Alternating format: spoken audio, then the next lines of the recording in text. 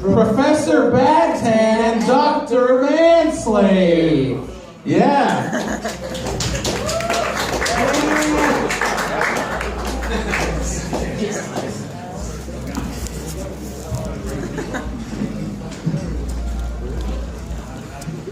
Please, ladies and gentlemen, no applause. No applause. What you're about to see, one of the most dangerous minds of the 20th century. One of the most brilliant, analytical minds that I've ever encountered. He could have been anything. A scientist, a composer, an author. But instead, he chose to use his powerful mind for darkness. He chose to become the most dangerous killer that the 20th century has ever seen. Dr. Homunculus Manslave. Is this the best you could do, Dr. Bad Tan Man? All these queers from the sewer in Boston coming to see a bip pop butt boy like me up here when they should be staying home sipping on nut, maybe getting laid instead of they coming here thinking about the casket they're going to be laying in a few years. He certainly talks quite the big game for a man in a straitjacket, a man who's going to spend the rest of his life in a cage. His victims range in age from 15 to 17, mostly closeted homosexual street boys, pool boys, Asians, twinks, much like that man right there, shaven, sometimes Puerto Rican with abs, always gay, at least when Manslave was done with them. When I'm involved, I have the similar sweet proclivities like your good buddy Harvey Milk and maybe Barney Frank. We had the same boys that came out of the dumpster looking for a home. I gave him a home, I made him a man. You be quiet, Manslave. I won't have you drag the names of Harvey Milk and Barney Frank through the mud. Those men were heroes. You're just a killer. If more like you than you can understand, maybe you should take down your pants and show these people what you're really like when the camera's not rolling. No, Manslave. I'm not gay. That's you. You're gay. True enough, you seduced me once before. You made me one of your men. But I've grown since then. I went to the East and I learned the arts of tantric massage, lingam massage, the chakras. You can't get in my mind and wear me like a coat like you once did. You're sick. Sick! I'll show you a few things. I'll put my arm like up your ass and work you like a fucking puppet if you keep on talking like that. How about you talk about the time I met you in New York City? Remember back then before you were across the street over there? You worked for Diabolical and Morgan. You remember big old Morgan before I made him my man? I was never in New York City, Manslave, and you know it. That's a lie. I wasn't with Diabolical and Morgan. I was a Santander man. I was in the Santander group. This is what he does, folks. He gets inside your head. He wraps his sickness around like a snake. Don't let him get inside. He preys on weakness. Weak men like you. In your pea coat and your what are those, Nike, like, boat, pool shoes? Are those waterproof? You look like GQ Gay Magazine, $20, best outfits for $20. He gets inside your mind and he twists himself around. He's sick. You may think you're full of these people over here swinging down their gin, but you were never with the Santander group. I met Jimmy Santander before I made him my man. You remember him before he left this fucking world? No, I can't remember. The details are hazy now. You remember he was 26 and maybe you were 27, or you were my student back in the school of hard knocks, hard cocks, power bottoms, hard cocks.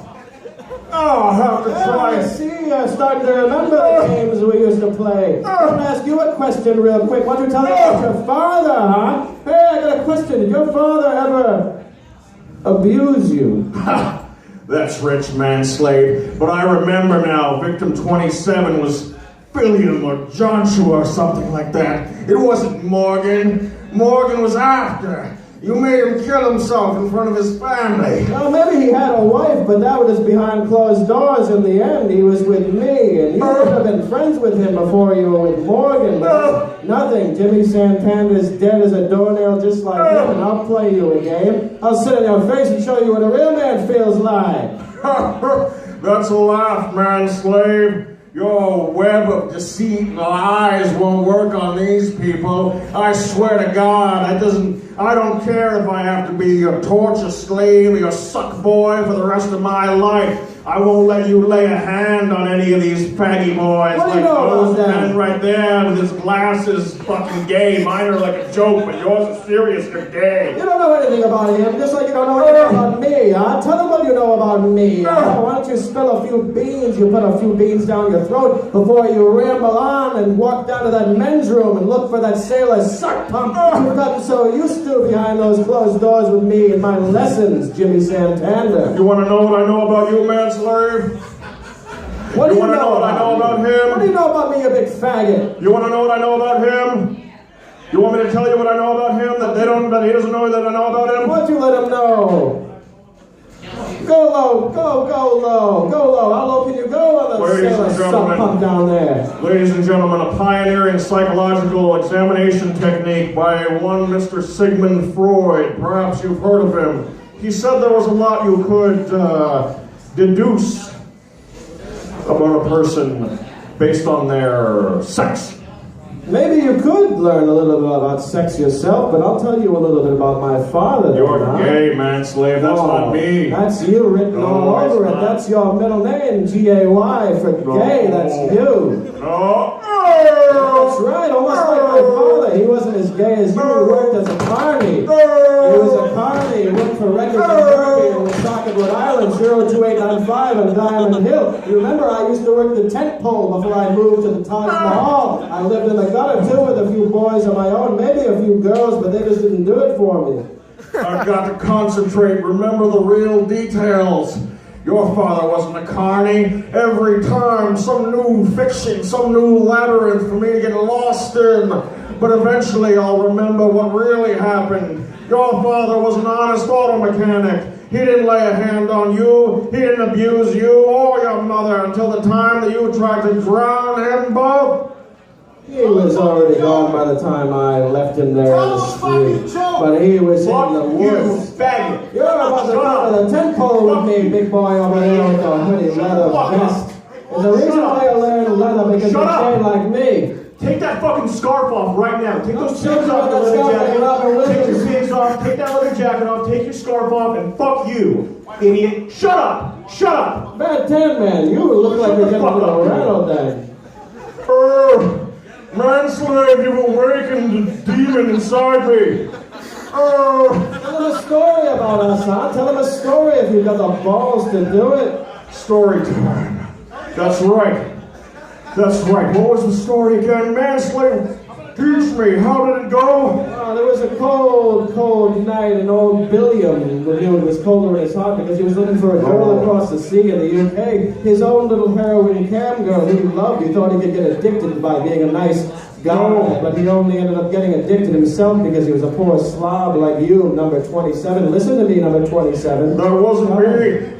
Another fake story, another maze for me to get lost in. God damn it, Manslave, your sickness is deep and dark. How can I escape? Oh, that's right.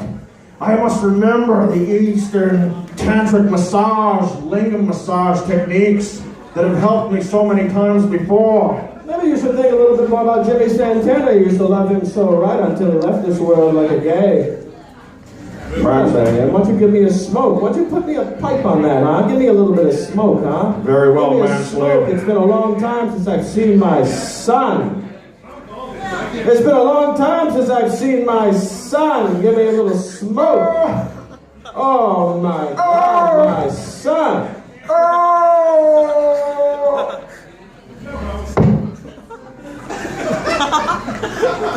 All right. Professor